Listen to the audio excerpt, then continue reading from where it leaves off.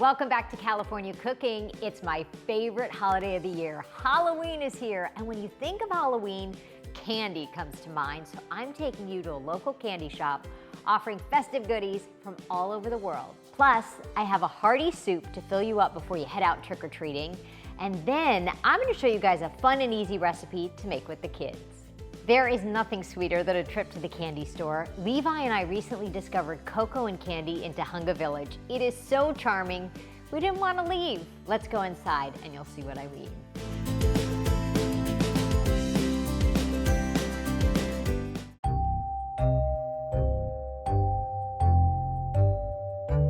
Joanne. Jessica, welcome. You know, I always feel when I walk in here, it's magical. Thank you. I'm sure people have said that to you before. They have. It's definitely part of our vibe. It is, and I think, you know, it's so sweet, this little part of Tahunga, which is very, and I don't think we have enough of these little areas in LA where it's very walkable and it's very community feel, restaurants and little shops. It is a village. It's a little and it takes a village. Tahunga Village. Tahunga Village. It is. Yeah. I always think of Hansel and Gretel for some reason when I see the front of That's right. When you see the outside Yes. and the eaves, yes. When I walked past the very first day, it said candy shop. Really? Yeah, Was it there did. one in here before? No, there wasn't. It was a gallery. And I just found this place maybe 6 months ago. Yes. And I live in the area, and it's just interesting how sometimes you don't notice a place. And I always thought it was such a cute little building. We popped in with my son, Yes. who fell in love and now asks to come here every week. And what I thought was so amazing about you is you are in cahoots with the parents. It is tricky to take your kid to a candy shop. You work magic with children. And why is that? Because I want everybody to keep coming back, and I want them to have a great time while they're here, and I want it to be an experience more than shopping, getting something. I want it to be a fun family experience. Yeah. Yeah. And so what have parents said to you about our little... Just with my son, he's like, oh, I want this, but I think I want this. And Joanne's like, you know what? I actually think this little thing right here would be great. And you know what? That thing is just a little too big for today, but you come in next time and maybe, I mean, you really have a way of kids walking out of here going, aha, We have a secret weapon, the basket. Many of you who have shopped here will know about the basket. It's here you go. Yep. Fill this up, and then we'll edit. Well, yes, and then we edit and you go through it. It's like, you don't really need that. And it's just the cutest thing. How many things are you taking home today? Is it 1? Is it 2? Is it 3? Yeah. Let's pick from your basket, and often I'll help them pick from the basket, Yeah. maybe something they haven't had, Yeah. and put the other one back. And that's what makes it efficient and quick at the end, avoids the meltdowns. And you can tell that, you know, sometimes you walk into a business, it's like, well, they're just, you know, it's a business and they're making some money. There is a passion and an interest and a curiosity. For sure. Thank you. In you. Yes. Right? Well, I think because I'm so interested in the candy, the products, obviously the holidays really help turn it over. Yes. So it's constantly festive and a new direction. What's your favorite It's just holiday? a fun time. Christmas. I'm a Christmas person all the way. What's so fascinating, you come here and there are things that you will not find anywhere else. Correct. There are the classics, there are things you want, you know, in a candy shop, but there are so many, first of all, so many beautifully packaged things. How do you curate all of this? Just building a strong international collection, but obviously we want chocolate that is grown in the best soil, the best milk, ethically sourced chocolate and cocoa, really, really, really important. Then I like to build the room. Okay. I like to curate each shelf. Yeah.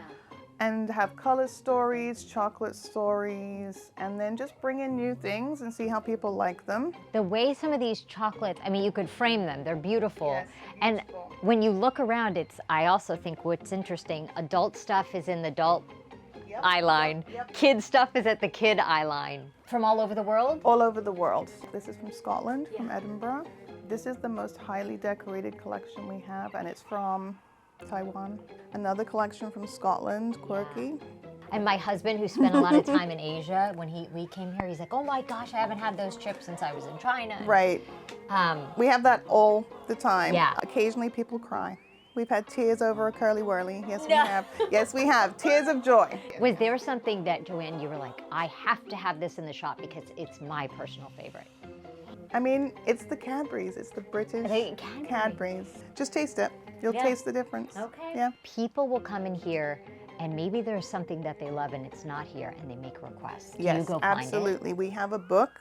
Yeah. We actually are on our second book. Really? Filled with requests, and I think we've got about a 96% success rate. That's amazing. You're like a private investigator for candy. Yes, sometimes it's like I'm on a mission. If they give me the challenge, I will take that challenge and I will find your candy. I love it. Yes, I will. And you mentioned that holidays are part of the fun of owning a shop like this. Definitely. The decorating, the setting it up, and just the festive vibe is really cool. Well, even walking up to the store, the outside has got the cobwebs, and it just We've started. There's all these really sweet little Halloween treats and chocolates and just so many, if you're in need of a gift or a little something, so many sweet little things that are a nod to the holiday. This is my dream. This table full of Halloween Candy little buffet. cute candies. I love all of this stuff. You can kind of put on a board or a tray. You can make a platter. You can make a candy charcuterie. You can, as you like. We've got cookies. We've got candies. We've got coins. Let's do something. Let's be creative. I'm gonna do a cookie kind of board, I think. Great. Yeah. Great. Yeah, we got some great little ghost Look cookies at these here. Sweet cookies. Can people order these or come do this here? They can come do this here with a friend, of course. Ooh. I'm telling you, if somebody came to my house with this as a gift, they'd become my new best friend. Now, I like what you're doing there. You like it? I You do. like the spiders? Yep. Okay, look at, I mean, the little chocolate boo. Boo. And I love what you told me. You're like, don't be skimpy with this. No, no. Like, remember, everybody will flock to the board, so make them bountiful. Would you like a skull? Who would turn down a gummy skull? I'm gonna use some candy corn. This is way more fun than cheese. Oh, black licorice is fun too. Pop in some skulls. Okay, oh, look at those. How good is that? It's beautiful. You're doing great. Look at how sweet these are. What happens here on actual Halloween night? We try to do something earlier, afternoon. A lot of kids get off school a bit early, so we do the glitter tattoos and the stencils. We have a nice step and repeat so people can dress up and take some fun photos. I'm coming here. Yeah. This is so fun. I could do this all day. A little topper for you. Pick eyeball, brain. Okay, as a kid, I loved the wax lip. Amazing. And I'm done.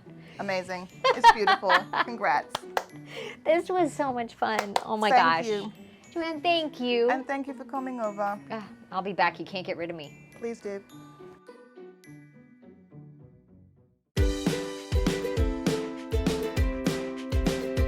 Coming up, Levi and I are getting into the Halloween spirit and making a caramel apple bark. Then I'm adding a spooky twist to deviled eggs. But first, a hearty soup to fill you up before you head out trick-or-treating.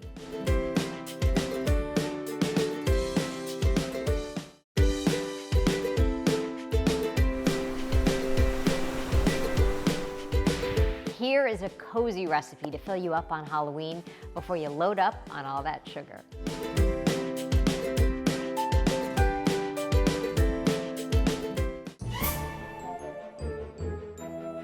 I love the idea of coming up with a little something that you can eat before you go trick-or-treating with the family. And I think this is the perfect fall soup you could have anytime in the fall months. But it's basically a wild rice soup, and it's got butternut squash and mushrooms and kale, so it's good for you. But there's also a little bit of heavy cream and Parmesan in it too. And I like the idea that we've got the orange butternut squash and carrots and black wild rice. So to kind of play into the orange and black theme, I've got that going. And then basically to kind of start the soup, onion is always a great way to start a soup, but I like the idea of leeks instead. I think leeks have more flavor. Big chop of our leek. Got 1 carrot. Make it into a bite-sized chop. Garlic, a couple of cloves of garlic. I'm gonna do 3 cloves of garlic. Now to our baby portobello mushrooms. Instead of running your mushrooms under running water, they become waterlogged and no good. So what you do is you just take a damp towel and you get all the dirt off that way. Now a nice slice on our mushrooms. Now we're gonna go back to the stove and we're gonna start our soup. Some olive oil goes in, and also a pat of butter. To that are leek and carrot and garlic. The mushrooms we're gonna hold off. Also, a nice pinch of salt, some pepper. We'll just let that go until things get soft. Veggies are softening, in go the mushrooms. We'll stir that around. And then to that, I bought some already cubed and peeled butternut squash. You could do frozen or fresh. This is fresh.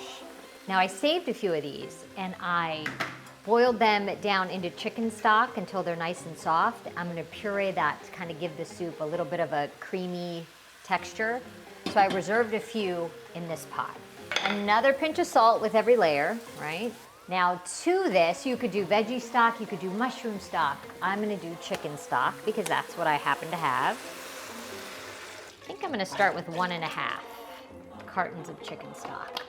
To our soup, a few sprigs of fresh thyme, 2 bay leaves, 1, 2, our black wild rice, which is just gonna cook along with everything else. 1/2 cup. Give that a stir.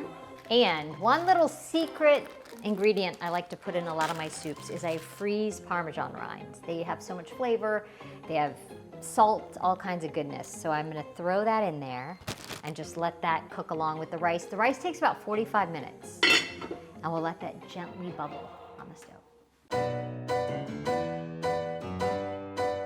While our soup cooks, I have black kale, dino kale it's also called, and I'm gonna just pull it from the stem as I gather it all up and then just cut it into thin ribbons. While our soup is cooking, I've got our butternut squash that you can either boil down in stock or water, and this is going to give a little bit of creaminess to our soup without more cream. It'll give it more texture. I'm gonna pour that in. Look at that, our soup's been going for about 20 minutes, I'd say. And then at the halfway point, I'm gonna put in our chopped kale. Give that a stir. And look at that, you can see how it's turned into this pretty orange color, the green, the orange of the squash and the carrots. Last thing I'm gonna do, just a touch of heavy cream. Okay, big pot of soup coming in hot. Ooh, the unveiling. So we let that cream just cook for a minute, and it gives it this beautiful color. You've got the kale, all the veggies. See, this is the perfect thing to eat before you fill yourself full of candy. Just because I like a little sprinkling of parm, a drizzle of olive oil, cracked pepper. Oh, that's good. Happy trick-or-treating.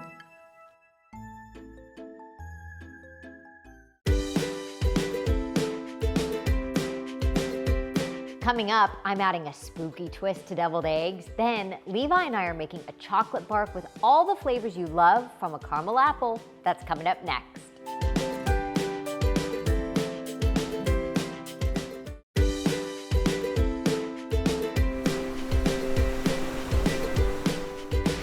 Deviled eggs are always a party favorite, and here's how you can give it a spooky twist.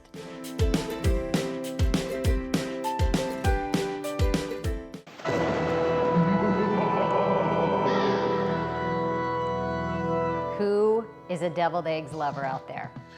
You know, there are some who love, some who don't love, and I totally get it. I happen to love deviled eggs, and these are spooky deviled eggs.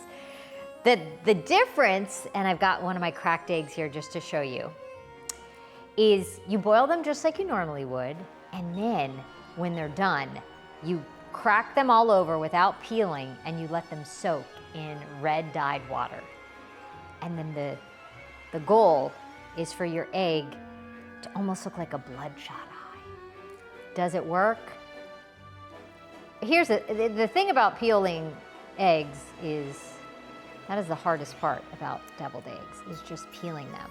Now the way I boil my eggs is I start with cold water in a pot, put all the eggs in, and then I turn on the heat. I bring it up to a boil. Once it starts to boil, turn off the heat, lid on, and let it sit for 6 to 8 minutes. I mean, there's parts of it that kind of look veiny and creepy. We'll see, here's a few others. Each one's different, which is kind of cool. And I also wonder if you leave them in the dye longer, maybe they'll get more marbly, but for now, we've got our veiny bloodshot eggs. And what I'm gonna do, like you would, you cut them in the middle. Sometimes you can just pop out the yolk, but a little spoon will help.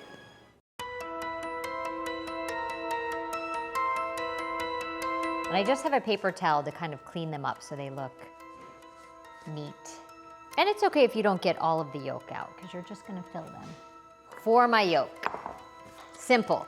You can do all kinds of things. You can do truffle oil, you can do wasabi, you can do pickles, relish. I mean, it's endless, the flavorings you can put into a deviled egg. I'm gonna go classic mayo, a little bit of Grey Poupon, or yellow mustard, salt and pepper. Now here's the thing, to make them spooky, the filling is gonna be green. So I'm gonna use a little bit of food coloring, although I totally get it because I don't like to use food coloring that often. You could do pureed spinach, you could take whatever you have that possibly is green that's natural, and you could do a pesto, that would turn it green. Now we'll mash up our yolks until we get the desired color we're looking for. A spooky, creepy green. So piping bag, just to make life a little bit easier when you fill, and then you fill.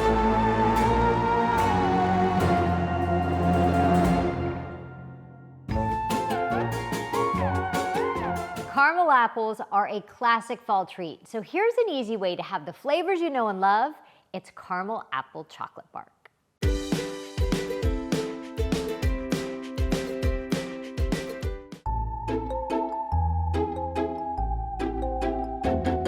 Okay, Levi, on to our sweets. What do you think we're making? I don't know. What does it look like? It doesn't look like much to me. You know what we're gonna do, which I thought would be fun, because it's all of the flavors for fall. It's apples, caramel, chocolate. I'm gonna do a carameled apple bark. You know what a bark is? What? When you melt some chocolate, you pour it on I have a Silpat, which nothing sticks to. These are the best if you can get them. If not, I would just spray a little cooking spray on a surface and your chocolate should not stick. But all we do is we pour the melted chocolate on there. It's basically like making candy, making chocolate. Whoa, So look at all that we're cutting up our green apples because I Mom, want, look at all this caramel. whoa. So we have already melted caramel. We've got salted pecans. We've got pretzels. We need to make sure this doesn't dry out. So we have our chocolate melting on a double boiler, dark chocolate chips. And it's tasty. It's gonna be tasty. Oh, another little trick. Once you cut your apple, make sure you put lemon on it so they don't turn brown. Levi, hot chocolate coming at you. I want to go and do that. Okay, here we go. Look at this. Look! Beautiful, silky. Will dark. this crack if it touches? Spread it out to the edges so that you have a nice little barrier. Here, I've got something for you to enjoy. Pretzels. Salty sweet situation. Okay, It doesn't look pretzels. that sweet. Pecans. Salted roasted pecans. Okay, so can I have this for dinner? Can you smile at the camera because we've got, can you have this for dinner? Well, you said that this is good for you. There's nothing there. Now, our Granny Smith apple, beautiful. This is like all the flavors of fall and less messy than a carameled apple. And now, I love caramel. me too. And that's it, it's done. Voila, into the fridge until it chills, and then we can snack on this.